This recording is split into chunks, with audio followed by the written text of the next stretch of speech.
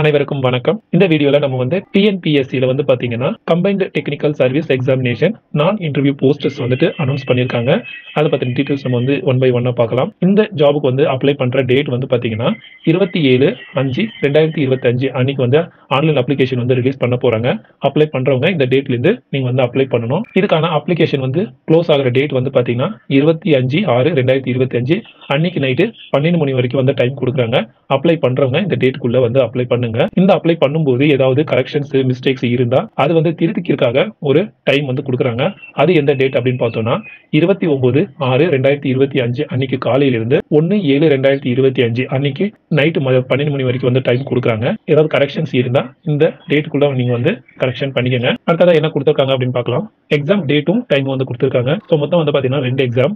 ஒன்னு வந்து பாத்தீங்கன்னா பேப்பர் 1, ரெண்டாவது வந்து பாத்தீங்கன்னா பேப்பர் 2. இந்த 2 எக்ஸாமே வந்து பாத்தீங்கன்னா ஆகஸ்ட் 4ஆம் தேதியிலிருந்து ஆகஸ்ட் 10ஆம் தேதி வரைக்கும் வந்து வைக்கிறதா கொடுத்துருக்காங்க இந்த டேட்டு. அடுத்ததா என்ன கொடுத்துருக்காங்க அப்படின்னு பார்க்கலாம்.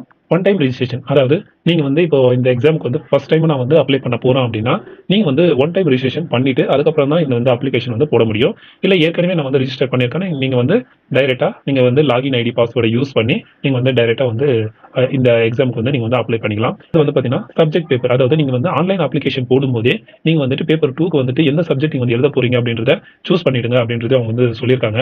அடுத்ததா என்ன கொடுத்துருக்காங்க அப்படின்னு பார்க்கலாம்.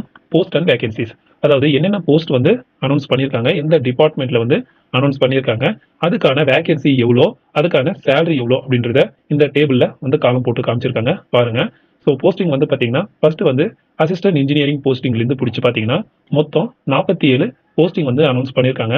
லாஸ்ட்டாக வந்து computer come vacancy store keeper மொத்தம் வந்து 47 போஸ்டிங் வந்து அனௌன்ஸ் பண்ணியிருக்காங்க. இதுக்கான மொத்த வேகன்சி வந்து பார்த்தீங்கன்னா 615 வேகன்சி இருக்கு. ஸோ எல்லா டிபார்ட்மெண்ட்லயும் வந்து அனௌன்ஸ் பண்ணியிருக்காங்க. ஸோ என்ன ஜாப் வேகன்சி இருக்கு அப்படின்றத நீங்க வந்து பார்த்துக்கோங்க. ஸோ அதுக்கான சேலரி வந்து பார்த்தீங்கன்னா அவங்க வந்து லெவல் 20 பிரகாரம் வந்து ஒவ்வொரு ஜாபுக்குமே எந்தெந்த ஜாபுக்கு வந்து எவ்வளவு சேலரி கொடுக்க போறோம் அப்படின்றத இந்த காலம்ல வந்து கொடுத்துருக்காங்க. அதாவது லெவல் 20ல இருந்து லெவல் 8 வரைக்கும் சேலரி வந்து கொடுக்குறாங்க. அடுத்ததா வந்து பாத்தீங்கன்னா ஏஜ் லிமிட்டை பத்தி கொடுத்துருக்காங்க. ஸோ மினிமம் வந்து உங்களுக்கு 21 வயசு தாண்டி இருக்கணும் அப்படின்னு சொல்லி போட்டிருக்காங்க.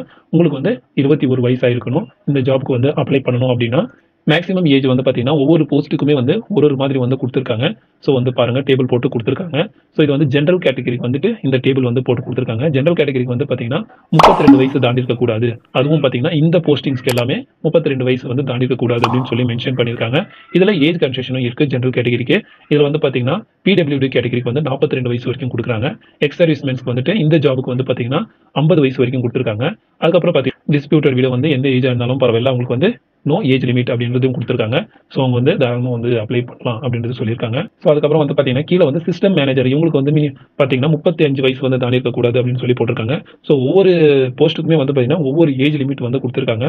அதை வந்து பார்த்துக்கோங்க. நீங்கள் வந்து எந்த ஜாப் வந்து அப்ளை பண்ணுறீங்களோ அந்த ஜாபோட ஏஜ் லிமிட் வந்து நீங்கள் ஒரு வாட்டி பார்த்துக்கோங்க. ஸோ அதே மாதிரி பார்த்தீங்கன்னா மேலே வந்து டேபிள் கொடுத்துருக்கிறது வந்து ஜென்ரல் கேட்டகரி. இது வந்து பார்த்தீங்கன்னா மற்ற எல்லா கேட்டகரிக்குமே, அதாவது பிசி, எம்பிசி, அதுக்கப்புறம் பார்த்தீங்கன்னா எஸ்சி, எஸ்சி, எஸ்டி, பிசிஎம் இவங்களுக்கு எல்லாமே பார்த்தீங்கன்னா என்னென்ன ஏஜ் லிமிட் இருக்கணும், எந்தெந்த போஸ்டிங் வந்துட்டு எவ்வளவு ஏஜ் லிமிட் இருக்கணும் அப்படின்றத அவங்க வந்து டேபிள் போட்டு கொடுத்துருக்காங்க பாருங்க. ஸோ இந்த போஸ்டிங் எல்லாமே no age, no maximum age limit அப்படின்றது கொடுத்துருக்காங்க. ஸோ எந்த ஏஜ் லிமிட்டும் இல்லாமல் எந்த ஏஜ்ல இருந்தாலும் இந்த போஸ்டிங்ஸ் எல்லாமே வந்து நீங்க வந்து அப்ளை பண்ணலாம் அப்படின்றதையும் கொடுத்துருக்காங்க. ஸோ அதுக்கப்புறம் பார்த்தீங்கன்னா கீழே வந்து பாருங்க assistant engineer electrical and civil இவங்களுக்கு வந்து பார்த்தீங்கன்னா ஏஜ் லிமிட் வந்து கொடுத்துருக்காங்க. ஸோ 37 வயசு வந்துட்டு மேக்ஸிமம் ஏஜ்.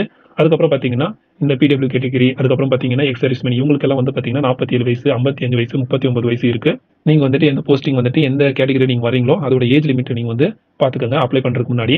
எஜுகேஷன் குவாலிஃபிகேஷன் வந்து பார்த்தீங்கன்னா ஒவ்வொரு போஸ்ட்டுக்குமே வந்து என்னென்ன எஜுகேஷன் குவாலிஃபிகேஷன் இருக்கணும் அப்படின்றத டேபிள் போட்டு 47 போஸ்ட்டுக்குமே வந்து என்னென்ன போஸ்ட்டுக்கு வந்து என்னென்ன வந்து டிகிரி வந்து நீங்கள் முடிச்சிருக்கணும், என்ன மாதிரியான கோர்ஸ் நீங்கள் வந்து கம்ப்ளீட் பண்ணியிருக்கணும் அப்படின்றத அவங்க வந்து டேபிள் போட்டு 3 பேஜில் வந்து கொடுத்துருக்காங்க. டிகிரி படிச்சவங்க இந்த ஜாப்ஸ் வந்து அப்ளை பண்ணலாம். அடுத்ததான் வந்து பார்த்தீங்கன்னா சென்டர் டீடைல்ஸ் வந்து கொடுத்துருக்காங்க. ஸோ ரிட்டன் எக்ஸாம் எந்தெந்த சென்டரில் வந்து எந்தெந்த ஊரில் வந்து வைக்க போகிறோம் அப்படின்றத கொடுத்துருக்காங்க.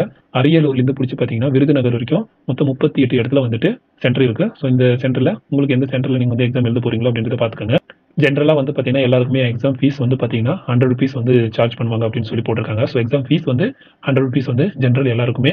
ஸோ எக்ஸாம்ஷன், அதாவது ஃபீஸ் எக்ஸம்ஷன் இருந்தால் அவங்க வந்து ஃபீஸ் கட்ட தேவையில்லை அப்படின்றது சொல்லியிருக்காங்க. ஜாப் பற்றின டீட்டெயில்ஸ் நம்ம வந்து பார்த்துட்டோம். ஸோ இந்த வீடியோ உங்களுக்கு யூஸ்ஃபுல்லாக இருக்கும் நம்புறேன். இந்த வீடியோ நேரம் பார்த்ததுக்கு ரொம்ப நன்றி.